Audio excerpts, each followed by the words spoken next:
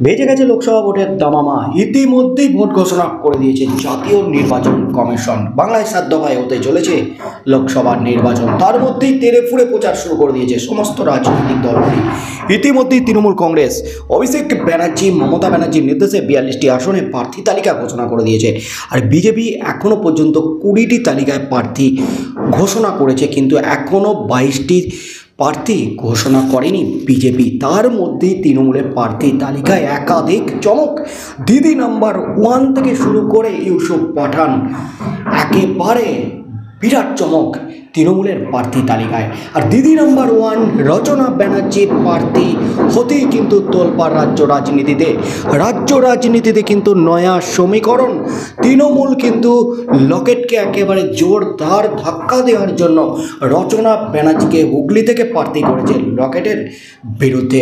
তাতেই কিন্তু একেবারে হুলস্থুল রাজ্য রাজনীতি। আর রচনা ব্যানার্জি দিদি নাম্বার 1 রচনা ব্যানার্জি প্রার্থী হতেই কিন্তু অবশেষে সামনে এলো রচনা ব্যানার্জির সম্পত্তির খতিয়ান। কত টাকার মালিক রচনা ব্যানার্জি, এই মুহূর্তে সবচেয়ে বড় খবর।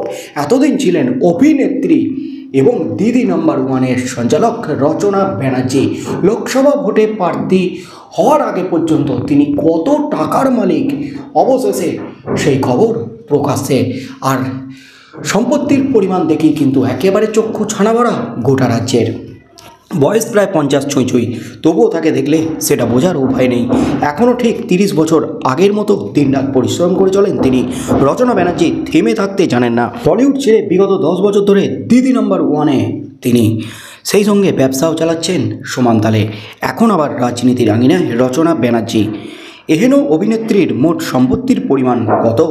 আসন্ন 2024 লোকসভা নির্বাচনে তৃণমূলের হয়ে হুগলি লোকসভা কেন্দ্র থেকে প্রার্থী হিসাবে দাঁড়াবেন রচনা। একসময় বলিউড, তেলেগু, তামিল, কন্নড়, উড়িয়া ইন্ডাস্ট্রিতে তিনি দাপটের সঙ্গে কাজ করেছেন। চাইলে বাকি জীবনটা আর কাজ না করলেও পারতেন, কিন্তু নায়িকা হয়েও টিভির পর্দায় রিয়েলিটি শো সঞ্চালনার ভার নিয়েছেন। তার জন্য অবশ্য পারিশ্রমিক সিনেমার নায়িকাদের তুলনায় কিছু কম পান না। 2012 সাল থেকে দিদি নাম্বার 1-এর সঞ্চালিকা হয়ে টিভির পর্দায় ধরা দিয়েছেন রচনা। এর জন্য বছরে তাকে কয়েক কোটি টাকা পারিশ্রমিক দেওয়া হয়। প্রত্যেক এপিসোড পিছুই তার পারিশ্রমিক এখন 1 থেকে 2 লক্ষ টাকার কাছাকাছি। বর্তমানে টিভি সিরিয়ালের সব থেকে দামি সঞ্চালিকা তিনি। তবে সঞ্চালনা ছাড়াও রচনার কিন্তু উপার্জনের আরও অন্যান্য মাধ্যম রয়েছে, যেমন তার শাড়ির ব্যবসা, রচনা ক্রিয়েশন এবং বিউটি প্রোডাক্ট রচনা কেয়ার থেকেও আয় কিছু মন্দ হয় না। এছাড়াও বিভিন্ন ইভেন্ট, মাচা শো, বিজ্ঞাপনী ব্র্যান্ডের প্রমোশন করেও বেশ মোটা টাকা উপার্জন করেন অভিনেত্রী। রচনা বসবাস করেন কলকাতার আরবানা কমপ্লেক্সের ফ্ল্যাটে। দেব, শ্রাবন্তী চ্যাটার্জি, শুভশ্রী গাঙ্গুলি সহ শহরের হাই প্রোফাইল মানুষরা বসবাস করেন এই আবাসনে। এখানকার 2 BHK ফ্ল্যাটের দাম 2.5 থেকে 3 কোটি টাকা। 3 BHK এর দাম তার থেকেও বেশি। রচনা ব্যানার্জির মোট সম্পত্তির পরিমাণ এখন আকাশ ছোঁয়া। তিনি 2বার বিয়ে করেছেন।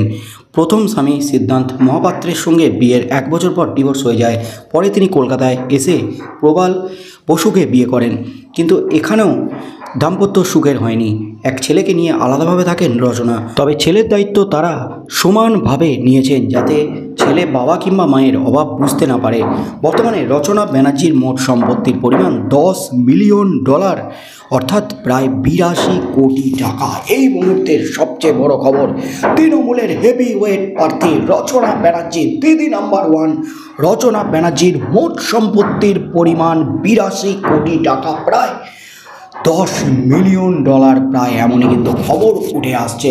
কারণ তার ব্যবসা রয়েছে একাধিক। অন্যদিকে বিভিন্ন ছবিতে দাপটের সাথে অভিনয় করেছেন অভিনেত্রী হয়ে। বাংলা, উড়িয়া, তেলেগু থেকে শুরু করে হিন্দি প্রায় একাধিক ভাষার ছবিতে অভিনয় করেছেন। এছাড়াও 10 বছর ধরে তিনি দিদি নাম্বার 1-এর সঞ্চালিকা হিসাবে কাজ করছেন। আর দিদি নাম্বার 1 থেকে এখন প্রতি এপিসোড পিছু পান 1 থেকে 2 লক্ষ টাকা। সমস্ত ব্যবসা থেকে শুরু করে ছবি সব কিছু মিলিয়ে তার এই মুহূর্তের সম্পত্তির পরিমাণ প্রায় 82 কোটি টাকা, এমনই কিন্তু খবর উঠে আসছে। আর তৃণমূলের এই হাই প্রোফাইল হেভি ওয়েট রচনা ব্যানার্জি দাঁড়িয়েছেন লকেট চ্যাটার্জির বিরুদ্ধে, বিজেপির লকেট চ্যাটার্জির বিরুদ্ধে। দুজনে লকেট চ্যাটার্জি, রচনা ব্যানার্জি দাপটের সাথে অভিনয় করেছেন এককালে বাংলা সিনেমায়। আর সেই রচনা ব্যানার্জির বিরুদ্ধে লকেট।